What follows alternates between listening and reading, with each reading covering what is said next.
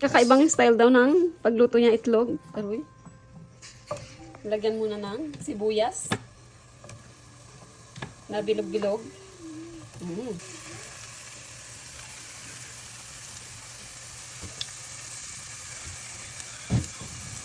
Sarap.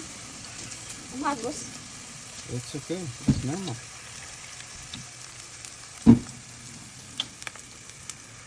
Very good. Come on. Yung napanood daw niya sa Facebook, in reality, iba yung ano? Yung expectation mo? Pal. So, in-expect niya na luto sa itlog ay yung nandun lang sa loob. Yung napanood niya. So, sweet! Wala. Ada tayo. Wala. Malayo sa katotohanan. It's okay. It's good. Ganun talaga minsan sa buhay. May mga bagay tayong in-expect na mangyari pero hindi. Pero okay lang. Tuloy ang buhay. Basta ang pagmamahal, hindi na pagpak, ha? Para na pagpak ang itlog yung pagmamahal, hindi.